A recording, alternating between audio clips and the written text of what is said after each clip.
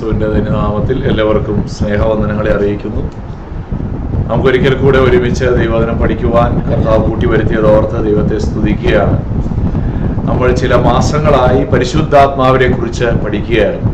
വളരെ വിശാലമായ വിഷയമാണ്. പക്ഷേ നമ്മളിങ്ങനെ ക്യാപ്സ്യൂളായിട്ടാണ് പഠിച്ചത്, അല്ലേ? അങ്ങനെ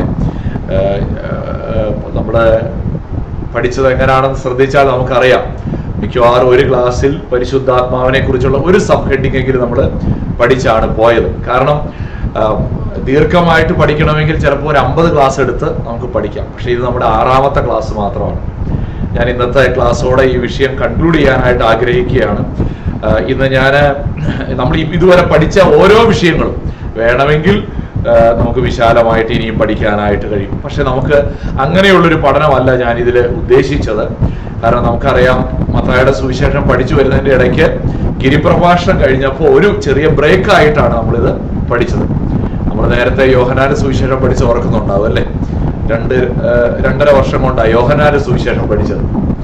അപ്പൊ അങ്ങനെ അത്രയും ഒരു ലോങ് സീരീസ് എന്നുള്ളതിനേക്കാൾ ഇടയ്ക്ക് ഒരു ബ്രേക്കിന് വേണ്ടി മത്തായിയുടെ സുവിശേഷം പഠിക്കുമ്പോൾ നമുക്ക് ഒരു ബ്രേക്ക് കിട്ടാൻ വേണ്ടിയാണ് പരിശുദ്ധാത്മാവിനെ കുറിച്ച് പഠിച്ചത്. അത് നിങ്ങൾക്ക് എല്ലാവർക്കും പ്രയോജനമായിരുന്നു എന്ന് ഞാൻ വിശ്വസിക്കുകയാണ്. ഈ വിഷയത്തെക്കുറിച്ച് നിങ്ങൾക്ക് സംശയങ്ങളുണ്ടെങ്കിൽ ഇന്ന് പോകുന്നതിന് മുമ്പ് ചോദിക്കണം. ഇന്ന് മാത്രമല്ല, ഇന്ന് ക്ലാസ് കഴിഞ്ഞും നമുക്ക് ചോദ്യങ്ങൾ ചോദിക്കാനുള്ള അവസരമുണ്ട്. നിങ്ങൾ ആ സമയം ഉപയോഗിക്കണം. നമ്മൾ ഈ വിഷയങ്ങൾ പഠിക്കുമ്പോൾ, പ്രത്യേകിച്ച് ഈ പരിശുദ്ധാത്മാവിനെ കുറിച്ചുള്ള പഠനത്തിൽ അനേകരും പറയുന്ന ഒരു വ്യത്യാസം, ഞങ്ങളുടെ അനുഭവം ഡിഫറൻ്റ് ആണ് എന്ന് പറഞ്ഞാൽ ബൈബിളിനെ അനുഭവം കൊണ്ട് ഡിഫൈൻ ചെയ്യാനായിട്ട് ശ്രമിക്കും. അതൊരു വലിയ അപകടമാണ്. ഞങ്ങൾക്ക് ഇങ്ങനെയാണ് പരിശുദ്ധാത്മാവിനെ അനുഭവപ്പെട്ടത്, നിങ്ങൾക്ക് എങ്ങനെ അനുഭവപ്പെട്ടു എന്നുള്ളതല്ല വേദപുസ്തകത്തിന്റെ വ്യാഖ്യാനത്തിന്റെ അടിസ്ഥാനം. ബൈബിൾ എന്താണ് പഠിപ്പിക്കുന്നത്, അത് ഏത് വിഷയത്തെ കുറിച്ചും അങ്ങനെയാണ്. ഈ നാളുകളിൽ ഒരു വലിയ പരാജയം എന്താണെന്ന് ചോദിച്ചാൽ, നമുക്കെല്ലാം ഡിഫറൻ്റ് ആയ അനുഭവങ്ങൾ ഉണ്ടാകാൻ സാധ്യതയുണ്ട്, അല്ലേ? അതിന്റെ അനുഭവത്തിൽ നമ്മൾ ബൈബിളിനെ വ്യാഖ്യാനിച്ചാൽ ഉണ്ടാകുന്നത് നമുക്ക് കൺഫ്യൂഷൻസ് ഉണ്ടാകും. എന്റെ അനുഭവമാണോ ശരി, ജോൺസൺ ചേട്ടന്റെ അനുഭവമാണോ ശരി? ഈ 2 അനുഭവത്തെയും ചേർത്ത് വയ്ക്കാൻ ബൈബിളിൽ നിന്ന് ചിലപ്പോൾ വാക്യവും കിട്ടും. അപ്പൊ നമുക്ക് നമ്മുടെ അനുഭവം വെച്ച് നമുക്ക് ഒരിക്കലും ബൈബിളിനെ വ്യാഖ്യാനിക്കാൻ കഴിയില്ല. ഞാൻ പരിശുദ്ധാത്മ സ്നാനത്തെ കുറിച്ച് ക്ലാസ് എടുത്തപ്പോൾ തന്നെ ഞാൻ പറഞ്ഞൊരു കാര്യമുണ്ട്. പെന്തക്കോസ് നാളിൽ പരിശുദ്ധാത്മാവ് വന്നതുപോലല്ല കൊർന്നല്യോസിന്റെ വീട്ടിൽ പരിശുദ്ധാത്മാവ് ഇറങ്ങി വരുന്നത്. കൊർന്നല്യോസിന്റെ വീട്ടിൽ പരിശുദ്ധാത്മാവ് ഇറങ്ങി വന്നതുപോലല്ല എഫേസോസിൽ പരിശുദ്ധാത്മാവിനെ എക്സ്പീരിയൻസ് ചെയ്ത്. അപ്പൊ ഇതിൽ ഏതാ ശരിയെന്ന് ചോദിച്ചാൽ, നമ്മൾ അപ്പോസ്തല പ്രവർത്തികളിലെ എക്സ്പീരിയൻസ് വെച്ചല്ല, അതിനെക്കുറിച്ചുള്ള ബൈബിളിന്റെ പഠിപ്പിക്കലുകളുടെ അടിസ്ഥാനത്തിൽ വേണം വിശുദ്ധ വേദപുസ്തകത്തെ മനസ്സിലാക്കുവാനായിട്ട്. അതുകൊണ്ട് വളരെ കൃത്യമായി ഈ ദൈവത്തിന്റെ വചനം എന്താണ് നമ്മളോട് പറയുന്നത്, അതായിരിക്കണം നമ്മുടെ വിശ്വാസത്തിന്റെ അടിസ്ഥാനം. അതുകൊണ്ട് ഇന്ന് നമ്മൾ പരിശുദ്ധാത്മാവിനെ കുറിച്ചുള്ള പഠനത്തിൽ ഈ അപ്പോസ്തലനായ പൗലോസ് പറയുന്ന പോലെ പലതരം ഉപദേശങ്ങൾ അഹോ പാരിൽ മുളച്ച് പരക്കുന്നു. ഇങ്ങനെ പലതും മുളച്ച് പരക്കും, മുളയ്ക്കുകയും ചെയ്യും, പരക്കുകയും ചെയ്യും. അതിനൊരു പ്രോമിനൻസ് വരും. പക്ഷെ നമ്മൾ അത് കണ്ടിട്ട് അയ്യോ അതാണല്ലോ കൂടുതൽ ആളുകൾ വിശ്വസിക്കുന്നത്, അപ്പൊ ഞാൻ അതല്ലേ വിശ്വസിക്കേണ്ടത്? അല്ല, നമ്മൾ വിശ്വസിക്കേണ്ടത് ദൈവവചനം എന്ത് പറയുന്നു എന്നുള്ളതാണ്. അതുകൊണ്ട് അതായിരിക്കട്ടെ നമ്മുടെ വിശ്വാസത്തിന്റെ ആധാരമായിട്ട് വരും. ഇന്ന് നമ്മൾ പഠിക്കാനായിട്ട് പോകുന്നത്, ഞാനൊരു ചെറിയ ഇൻട്രോഡക്ഷൻ പറഞ്ഞത് അവസാനത്തെ സെഷൻ ആണല്ലോ ഈ വിഷയത്തോടുള്ള ബന്ധത്തിൽ. നമ്മൾ ഇന്ന് ചിന്തിക്കാൻ പോകുന്നത് blessings, gifts and fruits of the holy Spirit. ഞാൻ അവിടെ ഒരു കറക്ഷൻ ഇപ്പൊ തന്നെ പറയാം. ഫ്രൂട്ട്സ് അല്ല, fruit of the holy Spirit ആണ്. പരിശുദ്ധാത്മാവിന് ഫലങ്ങളില്ല, ഫലമേ ഉള്ളൂ. ഓക്കെ, ഞാനത് ഇപ്പോഴാണ് ശ്രദ്ധിച്ചത്, എന്റെ ടൈപ്പോയാണ്. ഓക്കെ, ടൈപ്പിംഗ് മിസ്റ്റേക്ക് ആണ്. ഓക്കെ, നമുക്ക് മുന്നോട്ട് പോകാം. ആദ്യം നമ്മൾ ചിന്തിക്കാൻ പോകുന്നത് ഈ പരിശുദ്ധാത്മാവിനെ നമുക്ക് ലഭിച്ചത് കൊണ്ടുള്ളതായ ബ്ലെസ്സിങ്സിനെ കുറിച്ചാണ്. പരിശുദ്ധാത്മാവ് നമ്മിൽ വസിക്കുന്നു, അല്ലേ? യേശുവിനെ ജീവിതത്തിന്റെ രക്ഷിതാവും കർത്താവുമായി സ്വീകരിച്ച ഏതൊരു വിശ്വാസിയുടെയും ഉള്ളിൽ പരിശുദ്ധാത്മാവ് വസിക്കുകയാണ്. അങ്ങനെ വസിക്കുന്നതായ പരിശുദ്ധാത്മാവ് നമ്മിൽ ചെയ്യുന്നതായ അല്ലെങ്കിൽ നമുക്ക് തരുന്ന ചില അനുഗ്രഹങ്ങൾ, 7 കാര്യങ്ങൾ ഇവിടെ പറയാനായിട്ട് ഞാൻ ആഗ്രഹിക്കുകയാണ്. ഒന്ന് ലിസ്റ്റ് ചെയ്തു പോകുന്നേ ഉള്ളൂ. ഇതൊക്കെ നമ്മൾ അനേകം പ്രസംഗങ്ങളിൽ കേൾക്കുന്നതായതുകൊണ്ട് നമ്മുടെ പഠനത്തിന്റെ ഒരു സമഗ്രതയ്ക്ക് വേണ്ടിയാണ് ഞാൻ അത് ഇവിടെ ഒന്ന് ലിസ്റ്റ് ചെയ്യാനായിട്ട് ആഗ്രഹിക്കുന്നു. ഒന്നാമതായി പരിശുദ്ധാത്മാവിലൂടെ നമുക്ക് ലഭിക്കുന്ന ഒരു അനുഗ്രഹം, Holy Spirit is praying for us. പരിശുദ്ധാത്മാവ് നമുക്ക് വേണ്ടി എന്ത് ചെയ്യുകയാണ്? പ്രാർത്ഥിക്കുകയാണ്. നോക്കിയാട്ടെ, റോമർക്ക് എഴുതിയ ലേഖനം 8-ാം അധ്യായത്തിന്റെ 26-ാമത്തെ വാക്യം, റോമൻസ് 8:26. അവിടെ നമ്മൾ വായിക്കുന്നത് എന്താണ്? അവണ്ണം തന്നെ ആത്മാവ് നമ്മുടെ ബലഹീനതയ്ക്ക് തുണ നിൽക്കുന്നു. വേണ്ടും പോലെ പ്രാർത്ഥിക്കേണ്ടത് എന്തെന്ന് നാം അറിയുന്നില്ലല്ലോ. അപ്പൊ നമ്മുടെ ഒരു പ്രത്യേക ബലഹീനത അവിടെ ചൂണ്ടിക്കാണിക്കുകയാണ്. എന്ത് ബലഹീനതയെ കുറിച്ചാണ് പറയുന്നത്? വേണ്ടുന്ന പോലെ പ്രാർത്ഥിക്കാൻ നമുക്ക്. ഇതാരാ പറയുന്നേ? പൗലോസ് അപ്പോസ്തലൻ പറയുകയാണ്, വേണ്ടതുപോലെ പ്രാർത്ഥിക്കാൻ നമുക്ക്. ഈ പൗലോസിന് പ്രാർത്ഥിക്കാൻ അറിഞ്ഞുകൂടെ? അയ്യോ, പൗലോസിന്റെ എത്ര പ്രാർത്ഥനകൾ ഈ തിരുവചനത്തിനകത്തുണ്ടെന്ന് അറിയാം. എല്ലാ ലേഖനങ്ങളിലും ഉണ്ട്. റോമാലേഖനത്തിൽ പറയുന്നുണ്ട്, ഞാൻ നിങ്ങൾക്ക് വേണ്ടി ഇതാണ് പ്രാർത്ഥിക്കുന്നതെന്ന് പറഞ്ഞൊരു പ്രാർത്ഥന തന്നെ എവിടെ എഴുതി വെച്ചിട്ടുണ്ട്. എഫേസ്യ ലേഖനത്തിൽ 2 പ്രാർത്ഥന. കൊരിന്ത്യ ലേഖനത്തിൽ പൗലോസ് പറയുന്നുണ്ട്, ഞാൻ ബുദ്ധി കൊണ്ടും പ്രാർത്ഥിക്കും, അന്യഭാഷയിലും പ്രാർത്ഥിക്കും. ഇങ്ങനെയൊക്കെ പറയുന്ന പൗലോസ് പറയുകയാണ്, വേണ്ടതുപോലെ പ്രാർത്ഥിക്കേണ്ടത് എങ്ങനെയെന്ന് നമുക്കറിയില്ലല്ലോ. എത്ര ആശ്ചര്യകരമാണല്ലേ. നമ്മളൊക്കെ പറയുന്നതാ, എനിക്ക് അത്യാവശ്യം പ്രാർത്ഥിക്കാനൊക്കെ അറിയാം. പുസ്തകത്തിൽ എഴുതി വെച്ച പ്രാർത്ഥന നമ്മുടെ കയ്യിലുണ്ട്. പിന്നെ നമുക്ക് നമ്മുടേതായ ഒരു സ്പോണ്ടേനിയസ് പ്രയർ ഉണ്ട്. എന്നിട്ടും പൗലോസ് പറയുകയാണ്, വേണ്ടതുപോലെ പ്രാർത്ഥിക്കേണ്ടത് എങ്ങനെയെന്ന് നാം അറിയുന്നില്ലല്ലോ.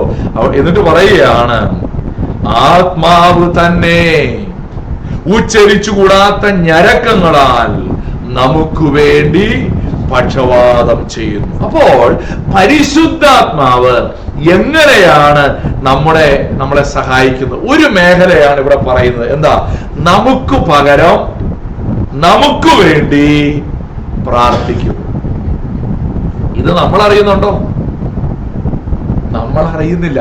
നമ്മുടെ വിചാരം നമ്മുടെ ഞരക്കങ്ങളിലൂടെയാണെന്നല്ല, ഇല്ലേ? അവിടെ പറയുന്നത് എന്താ? ആത്മാവ് തന്നെ ഉച്ചരിച്ചുകൂടാത്ത ഞരക്കങ്ങളാൽ നമുക്ക് വേണ്ടി പക്ഷവാതം ചെയ്യും. ചില ആളുകൾ ഈ വാക്യത്തെ അന്യഭാഷയോട് ബന്ധപ്പെടുത്തി ചിലപ്പോ ഇത് ഈ ഞരക്കം എന്നൊക്കെ പറഞ്ഞ എന്താണ്? അന്യഭാഷയാണെന്ന് ചിലപ്പോൾ വ്യാഖ്യാനിക്കാറുണ്ട്. അങ്ങനെയല്ല. ഇത് അന്യഭാഷയെ കുറിച്ചുള്ളൊരു വാക്യമേ അല്ല. നമ്മൾ അത് വളരെ കൃത്യമായിട്ട് മനസ്സിലാക്കണം. ഇത് പരിശുദ്ധാത്മാവ് തന്നെ ഉച്ചരിച്ചുകൂടാത്ത ഞരക്കങ്ങളാൽ. ഉച്ചരിച്ചുകൂടാത്ത എന്ന് പറയുമ്പോൾ പിന്നെ നമുക്ക് ഉച്ചരിക്കാൻ പറ്റുമോ? ഇല്ല. ഉച്ചരിച്ചുകൂടാത്ത ഞരക്കങ്ങളാൽ നമുക്ക് വേണ്ടി പക്ഷവാതം ചെയ്യുന്നു. എഫേസ്യ ലേഖനം 2-ാം അധ്യായം 18-ാമത്തെ വാക്യത്തിൽ അവിടെ പറയുന്ന ഒരു വാക്യമുണ്ട്. അത് വളരെ നമ്മൾ രക്ഷയോടുള്ള ബന്ധത്തിൽ പലപ്പോഴും എടുക്കുന്ന ഒരു വാക്യമാണ്. പക്ഷെ പ്രാർത്ഥനയോടുള്ള ബന്ധത്തിലും നമുക്ക് വളരെ ശ്രദ്ധേയമായ ഒരു വാക്യമാണ്. എന്താ അവിടെ പറയുന്നത്? എഫേസ്യർ 2:18, അവൻ മുഖാന്തരം നമുക്ക് ഇരുപക്ഷക്കാർക്കും ഏകാത്മാവിനാൽ പിതാവിങ്കലേക്ക് പ്രവേശനമുണ്ട്. ഇപ്പൊ നമുക്ക് എങ്ങനെയാ ദൈവസന്നിധിയിലേക്ക് പ്രവേശനം ഉള്ളത്? ലെഫ്റ്റ് റൈറ്റ് അടിച്ചാൽ കയറി ചെല്ലുവാണോ? അല്ല. പിന്നെ എങ്ങനാ?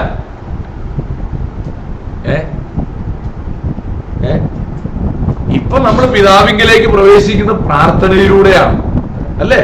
അതുകൊണ്ട് തക്ക സമയത്ത് സഹായം ലഭിക്കാനും, ഇല്ലേ? എബ്രായ ലേഖനത്തിൽ അതല്ലേ നമ്മൾ വായിക്കുന്നത്, കൃപ ലഭിക്കേണ്ടതിനുമായി കൃപാസനത്തോട് അടുത്ത് ചെല്ലുക. ദൈവത്തിന്റെ സന്നിധിയിലേക്ക് വി ആർ എൻറ്ററിങ്, പ്രവേശിക്കുകയാണ്. എന്തിനാ? എങ്ങനാ പ്രവേശിക്കുന്നത്? ഏകാത്മാവിനാൽ. അങ്ങനല്ലേ ഇവിടെ എഴുതിയിരിക്കുന്നത്? ഇരുപക്ഷക്കാർക്കും, യഹൂദന്മാർക്കും ജാതികൾ, നമ്മളൊക്കെ ജാതികളിൽപ്പെട്ടവരാണ്, അല്ലെ? യഹൂദന്മാരാണ് ഒരു പക്ഷം, നമ്മളെല്ലാം ജാതികളിൽപ്പെട്ടവരാണ്. യഹൂദന്മാർക്കും നമുക്കും ഒരുപോലെ പിതാവിങ്കലേക്ക് പ്രവേശനമുണ്ട് ഏകാത്മാവിനാൽ. അപ്പൊ പ്രാർത്ഥനയിൽ പരിശുദ്ധാത്മാവ് നമ്മെ എന്ത് ചെയ്യുകയാണ്? ദൈവസന്നിധിയിലേക്ക് കൊണ്ടുപോവുകയാണ്. അതുകൊണ്ടാണ് യൂദായുടെ ലേഖനം 20-ാമത്തെ വാക്യത്തിൽ പരിശുദ്ധാത്മാവിൽ പ്രാർത്ഥിച്ചു എന്ന് എഴുതിയിരിക്കുന്നത്. എങ്ങനെയാ പ്രാർത്ഥിച്ചേ? പരിശുദ്ധാത്മാവിൽ പ്രാർത്ഥിച്ചു. യൂദ 20-ാമത്തെ വാക്യം.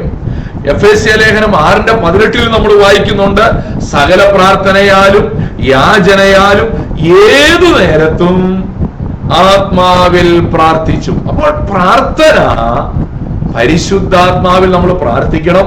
അതേസമയം പരിശുദ്ധാത്മാവ് നമുക്ക് വേണ്ടിയും കൂടി എന്ത് ചെയ്യുന്നുണ്ട്? പ്രാർത്ഥിക്കുന്നുണ്ട്. ഞാനതിന് ഇങ്ങനെ വ്യാഖ്യാനിക്കുകയാണ്. നമുക്ക് ചില സമയത്ത് അറിയില്ല എന്താണ് പ്രാർത്ഥിക്കേണ്ടതെന്ന്. ഒരു ഉദാഹരണം പറയാം. നമ്മളിപ്പോ പ്രാർത്ഥിക്കുകയാണ്, കർത്താവേ എനിക്കൊരു ലോട്ടറി അടിക്കണേ. ആർക്കാ അങ്ങനെ ഒരു ആഗ്രഹം ഇല്ലാത്ത? അല്ലേ? അതെല്ലാവർക്കും ആഗ്രഹമില്ല, ഒരു ലോട്ടറി അടിക്കണം. ഇവർക്കാണ് UAE ഏറ്റവും വളരെ ഹൈ ലോട്ടറി അടിക്കണം എന്നൊക്കെ ആഗ്രഹമുള്ളവരായിരിക്കും. അപ്പൊ ഈ ആഗ്രഹം വെച്ചുകൊണ്ട് നമ്മൾ ഇങ്ങനെ പ്രാർത്ഥിക്കുക. അപ്പൊ പരിശുദ്ധാത്മാവ് നമ്മുടെ ഉള്ളിൽ നിന്ന് പ്രാർത്ഥിക്കുന്ന തന്നെ ആയിരിക്കും അറിയാമോ? കർത്താവേ, ഇവൻ ആ ലോട്ടറി അടിക്കല്ലേ. കാരണം ഇവൻ ആ ലോട്ടറി അടിച്ചാൽ ഇവൻ അങ്ങ് അഹങ്കരിച്ചു പോകും, ഇവൻ ദൈവത്തെ മറന്നു പോകും. അതുകൊണ്ട് ഇവനെ എന്ത് ചെയ്താൽ മതി? ജീവിക്കാനുള്ളത് കൊടുത്താൽ മതി എന്നായിരിക്കും പരിശുദ്ധാത്മാവ് നമ്മുടെ ഉള്ളിലിരുന്നത്. കാരണം പ്രാർത്ഥിക്കേണ്ടത് എന്താണെന്ന് നമുക്കറിയില്ല. നമ്മൾ നമ്മുടെ ആഗ്രഹമായിരിക്കും പ്രാർത്ഥിക്കുന്നത്, പക്ഷെ പരിശുദ്ധാത്മാവ് നമ്മുടെ ഉള്ളിലിരുന്ന് നമ്മുടെ നന്മയ്ക്ക് വേണ്ടി പ്രാർത്ഥിക്കും. അതാണ് ഇവിടെ പറയുന്നത്. Holy Spirit prays for us. ഒന്നാമത്തെ അനുഗ്രഹം അതാണ്. രണ്ടാമത്തെ അനുഗ്രഹം എന്താണെന്ന് അറിയാമോ? പരിശുദ്ധാത്മാവ് നമ്മളെ ഗൈഡ് ചെയ്യും. പരിശുദ്ധാത്മാവ് നമ്മെ വഴി നടത്തും. ഇപ്പൊ നമ്മളെ ഗൈഡ് ചെയ്യുന്ന ആരാ? പലർക്കും ഗൂഗിൾ മാപ്പാണ് അല്ലേ? നമ്മളെയൊക്കെ ഗൂഗിൾ മാപ്പാണ് നമ്മളെ വഴി ഇട്ട് തന്ന് നമ്മളിങ്ങനെ ഗൈഡ് ചെയ്യുന്നത്. വഴി അറിയില്ലേ, നമ്മൾ വേഗം ഗൂഗിൾ മാപ്പ് അടിക്കും. പക്ഷേ ഇവിടെ പറയുന്നത് നമ്മുടെ അനുദിന ജീവിതത്തിൽ നമ്മളെ വഴി നടത്തുന്ന പരിശുദ്ധാത്മാവിനെ കുറിച്ചാണ്. യോഹന്നാന്റെ സുവിശേഷം 16-ാം അധ്യായത്തിൽ യേശു കർത്താവ് തന്നെ പറഞ്ഞു, സത്യത്തിന്റെ ആത്മാവ് വരുമ്പോഴോ, 13-ാമത്തെ വാക്യത്തിൽ, സത്യത്തിന്റെ ആത്മാവ് വരുമ്പോഴോ അവൻ നിങ്ങളെ സകല സത്യത്തിലും വഴി നടത്തും. എങ്ങനെയാണ് ഈ ദൈവവചനത്തിലൂടെ പരിശുദ്ധാത്മാവ് നമ്മളെ ഗൈഡ് ചെയ്യുന്നത്? നമ്മൾ ദൈവവചനം വായിക്കുമ്പോ എന്നോട് ഒത്തിരി ആളോട് ചോദിക്കുന്നുണ്ട്, ഇതൊക്കെ എങ്ങനെ മനസ്സിലാക്കിയ? ഇതൊക്കെ വായിച്ചപ്പോ എനിക്ക് പറയാൻ ഒറ്റ ഉത്തരവേ ഉള്ളൂ, പരിശുദ്ധാത്മാവ് നമ്മളെ ഗൈഡ് ചെയ്യാണ്. ദൈവവചനം അവിടെ അവൻ സ്വയമായി സംസാരിക്കാതെ താൻ കേൾക്കുന്നു സംസാരിക്കുകയും വരുവാനുള്ളത് നിങ്ങൾക്ക് അറിയിച്ചു തരികയും ചെയ്യും. എന്ന് പറഞ്ഞാൽ വരുവാനുള്ളത് ദൈവവചനത്തിന്റെ സത്യങ്ങളിലേക്ക് പരിശുദ്ധാത്മാവ് നമ്മളെ വഴി നടത്തും. മാത്രമല്ല ദൈവത്തിന്റെ വചനം അല്ലെങ്കിൽ പരിശുദ്ധാത്മാവ് നമ്മളെ അനുദിനം ഗൈഡ് ചെയ്തുകൊണ്ടിരിക്കുകയാണ്. യെശയ്യാപ്രവചനത്തിൽ നമ്മൾ വായിക്കുന്ന ഒരു വാക്യമുണ്ട്, വഴി ഇതാകുന്നു മകനെ, ഇതിലേ നടന്നുകൊള്ളുവീൻ എന്നൊരു ശബ്ദം നിങ്ങൾ കേൾക്കും. അതേതാ ശബ്ദം? വഴി ഇതാകുന്നു മകനെ, ഇതിലേ നടന്നുകൊള്ളുവീൻ. ഏതാണ് ആ ശബ്ദം? പരിശുദ്ധാത്മാവിനാൽ നടത്തപ്പെടുമ്പോൾ നാം കേൾക്കുന്ന ഒരു വഴിയാണ്.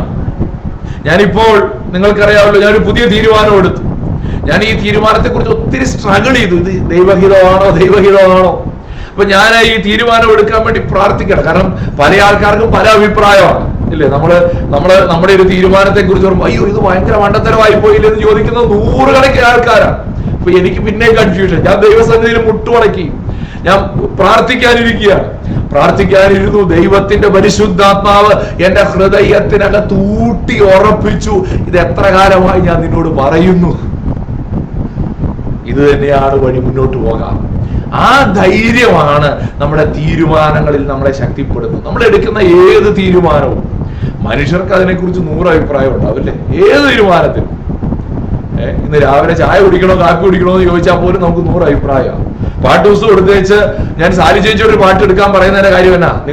നിങ്ങൾക്ക് ഇഷ്ടമുള്ള ഒരു പാട്ട് എടുക്കാൻ പറഞ്ഞാൽ ജോക്കുട്ടൻ ഒരു പാട്ട് പറയും, സാലി ചേച്ചി ഒരു പാട്ട് പറയും, റോഷി ചേച്ചി ഒരു പാട്ട് പറയും. ഇതിലേത് പാടും? അതുകൊണ്ട് ഞങ്ങൾ വീട്ടിൽ പാട്ട് പാടുമ്പോൾ പാട്ട് പുസ്തകത്തിലെ ഓരോ പേജായിട്ടാണ് ഞങ്ങൾ പറയുന്നത്. സീരീസ് ആയിട്ടാണ് പാടുന്നത്.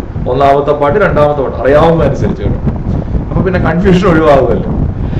നമുക്ക് തീരുമാനമെടുക്കാൻ നമുക്ക് ബുദ്ധിമുട്ടാണ്. പക്ഷെ തീരുമാനമെടുക്കേണ്ടി വരുമ്പോൾ തീരുമാനമെടുക്കാൻ നമ്മെ സഹായിക്കുന്ന, ഗൈഡ് ചെയ്യുന്ന ഒരു പരിശുദ്ധാത്മാവിനെയാണ് ബൈബിൾ നമ്മുടെ ഉള്ളിൽ നമ്മളെ പരിചയപ്പെടുത്തുന്നു. ആ പരിശുദ്ധാത്മാവ് രക്ഷിക്കപ്പെട്ട ഏതൊരു ദൈവവൈതന്റെ ഉള്ളത്തിലിരുന്ന് അവനെ വഴി നടത്തുകയാണ്.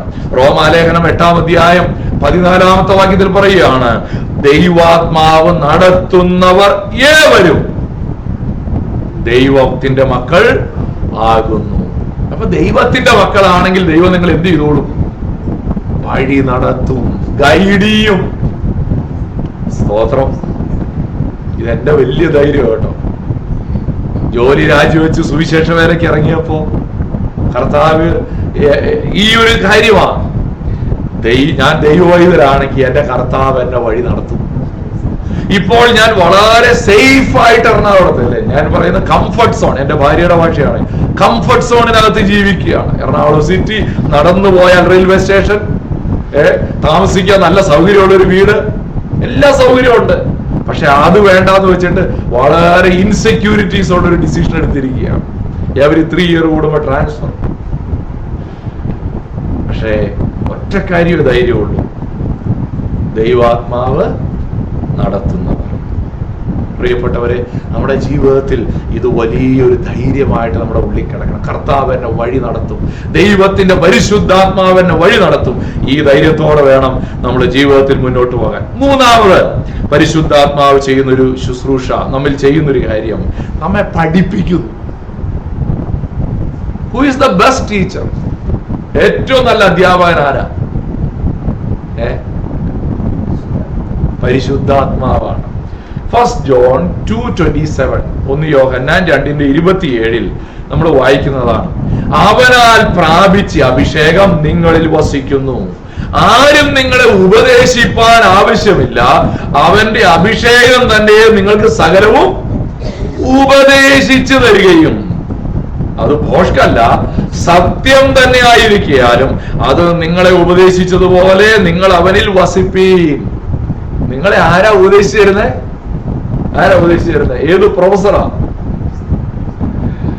ഹോളി സ്പിരിറ്റ്, പരിശുദ്ധാത്മാവ് നമ്മളെ ഉപദേശിച്ചു തരും. പരിശുദ്ധാത്മാവിന്റെ അഭിഷേകം നിങ്ങളിൽ വസിക്കുന്നു. ആ അഭിഷേകം നിങ്ങളെ ഉപദേശിച്ചു തരുമെന്നാ പറയുന്നത്. 1 Corinthians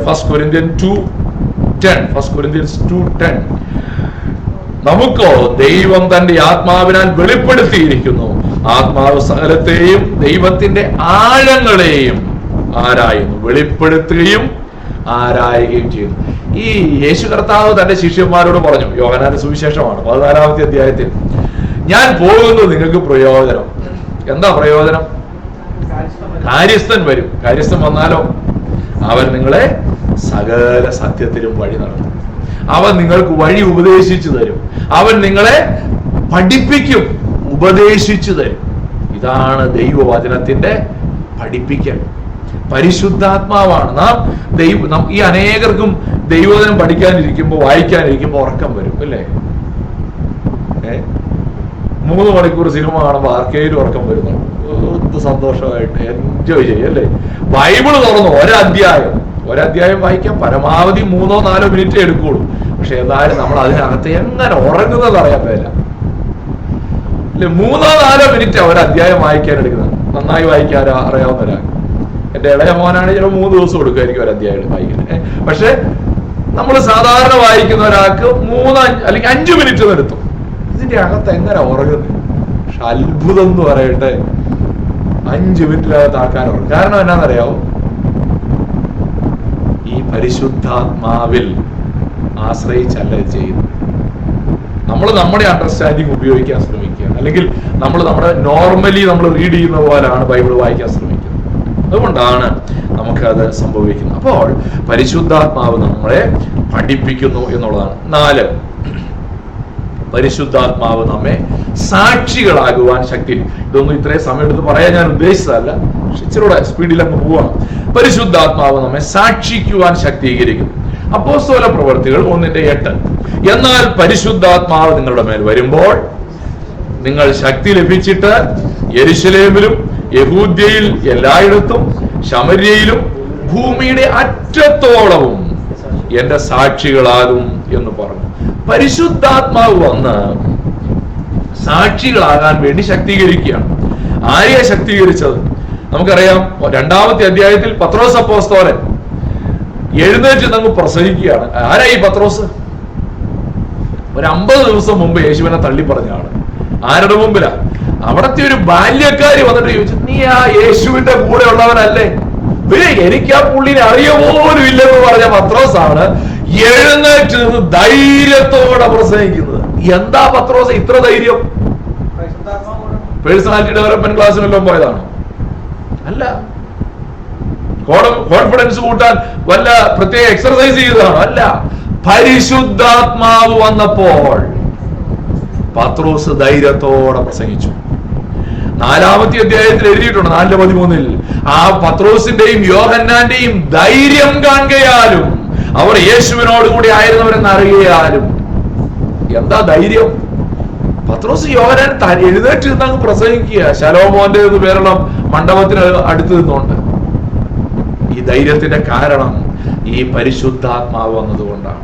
യേശുവിന്റെ നാമത്തിൽ, യേശുവിനെ അറിയില്ലെന്ന് പറഞ്ഞ ആളെ എഴുന്നേറ്റ് എന്ന് പറയുകയാണ്, യേശുവിന്റെ നാമത്തിൽ നിങ്ങൾ ക്രൂശിച്ചവരും അല്ലേ, നിങ്ങൾ തള്ളിക്കളഞ്ഞവരുമായ യേശുവിന്റെ നാമത്തിൽ പത്രോസ് പ്രസംഗിക്കുന്നതിന്റെ കാരണം ഈ പരിശുദ്ധാത്മാവ് അവനെ ശക്തീകരിച്ചു എന്നുള്ളതാണ്. 5-ാമതായി, പരിശുദ്ധാത്മാവ് നമ്മുടെ ഉള്ളിൽ സ്നേഹം പകരുന്നു. നോക്കിയാട്ടെ, റോമാലേഖനം 5-ാം അധ്യായം 5-ാമത്തെ വാക്യം. റോമർ 5:5. ദൈവത്തിന്റെ സ്നേഹം നമുക്ക് നൽകപ്പെട്ട പരിശുദ്ധാത്മാവിനാൽ നമ്മുടെ ഹൃദയങ്ങളിൽ പകർന്നിരിക്കുന്നുവല്ലോ. ഒരു വ്യക്തി യേശുവിനെ ജീവിതത്തിന്റെ രക്ഷിതാവും കർത്താവുമായി സ്വീകരിക്കുന്ന ആ സെക്കൻഡിൽ എന്ത് ചെയ്യും? ഈ ദൈവത്തിന്റെ സ്നേഹം നമ്മുടെ ഉള്ളിൽ പകരപ്പെടുകയാണ്. അതിന്റെ അർത്ഥം എന്നാ? ദൈവം നമ്മളെ സ്നേഹിക്കുന്നു എന്നുള്ളതല്ല, ദൈവം എപ്പോഴും നമ്മളെ സ്നേഹിക്കുന്നു. പക്ഷെ ദൈവം എങ്ങനെയാണോ നമ്മെ സ്നേഹിച്ചത്, ആ സ്നേഹം ദൈവം നമ്മുടെ ഉള്ളിലേക്ക് തരികയാണ്, മറ്റുള്ളവരെ സ്നേഹിക്കും. എങ്ങനാ സ്നേഹം പകരപ്പെട്ടത്? പരിശുദ്ധാത്മാവിനാൽ. ഈ രക്ഷിക്കപ്പെടുമ്പോ സംഭവിക്കുന്ന ആ മിറക്കിൾ, അത്രയും വലിയൊരു മിറക്കിൾ ലോകത്ത് ഒരു സ്ഥലത്തും ഇല്ല. അത്രയും വലിയൊരു അത്ഭുതം ലോകത്ത് എങ്ങും സംഭവിക്കുന്നില്ല. കാരണം രക്ഷിക്കപ്പെടുന്ന സമയത്ത് ആ വ്യക്തി നീതീകരിക്കപ്പെടുന്നു, ആ വ്യക്തി രക്ഷിക്കപ്പെട്ടു, ആ വ്യക്തിയുടെ ഉള്ളിലേക്ക് പരിശുദ്ധാത്മാവിനെ പകരപ്പെട്ടു, ആ പരിശുദ്ധാത്മാവിനാൽ സ്നാനമേൽക്കപ്പെടുന്നു, പരിശുദ്ധാത്മാവ് ആ വ്യക്തിയിൽ വസിക്കാൻ തുടങ്ങുന്നു. ഇവിടെ പറയുകയാണ്, പരിശുദ്ധാത്മാവിനാൽ നമ്മുടെ ഉള്ളിൽ വലിയ ദൈവത്തിന്റെ സ്നേഹം പകരപ്പെടുകയാണ്. ആ സെക്കൻഡിൽ നമ്മൾ മറ്റുള്ളവരെ സ്നേഹിക്കാൻ. അതുവരെ ഭയങ്കര ജാതീയ ചിന്തകളൊക്കെ ഉള്ളതായിരിക്കും അല്ലേ, താഴ്ന്ന ജാതിക്കാര്, ഉയർന്ന ജാതിക്കാര്. പക്ഷെ ആ സെക്കൻഡിലുണ്ടല്ലോ നമ്മുടെ ഉള്ളിൽ പരിശുദ്ധാത്മാവ് വന്നു കഴിയുമ്പോൾ അങ്ങനെ ജാതി നോക്കൂല.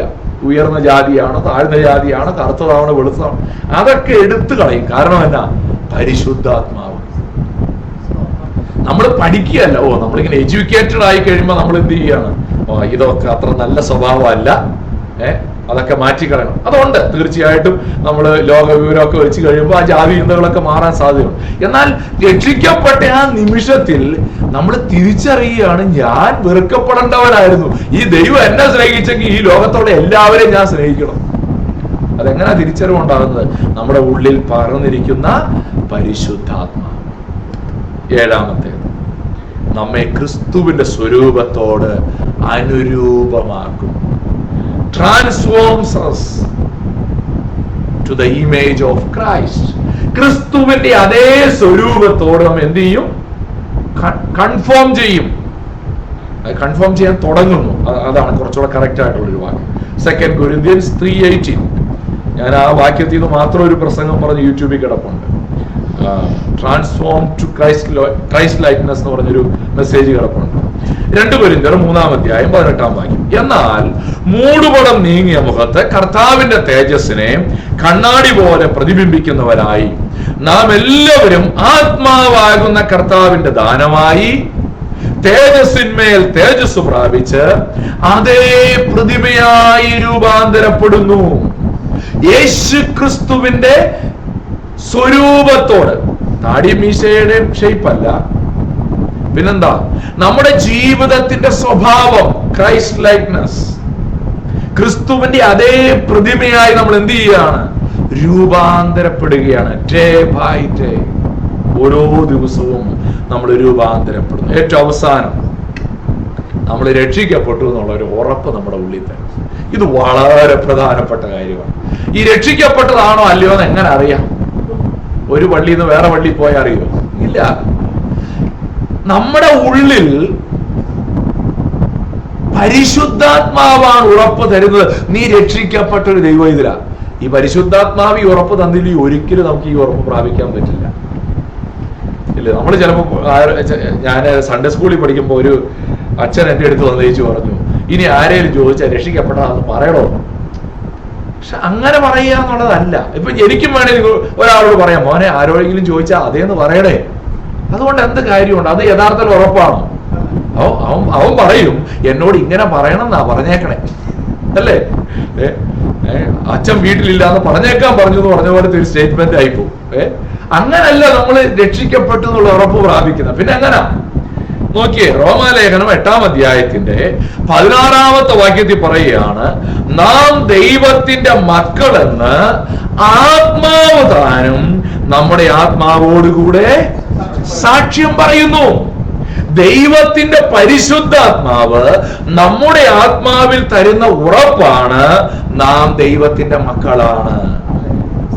മനസ്സിലാവുന്നുണ്ടോ? മനസ്സിലാവുന്നുണ്ടോ? മനസ്സിലാവുന്നുണ്ടല്ലേ? അതിൽ ആ അനുഭവത്തിൽ വന്നാലേ അത് മനസ്സിലാവും. ഇല്ലാത്തവർ ഇത് എന്ത് വാക്യമാണ്? ആ ബോധ്യം നമ്മുടെ ഉള്ളത്തിൽ കിട്ടുന്നത് നാം ദൈവമക്കളാകുമ്പോ മാത്രമാണ്. നമുക്ക് പറഞ്ഞു പഠിപ്പിക്കാൻ കഴിയാത്ത ഒരു കാര്യമാണ്.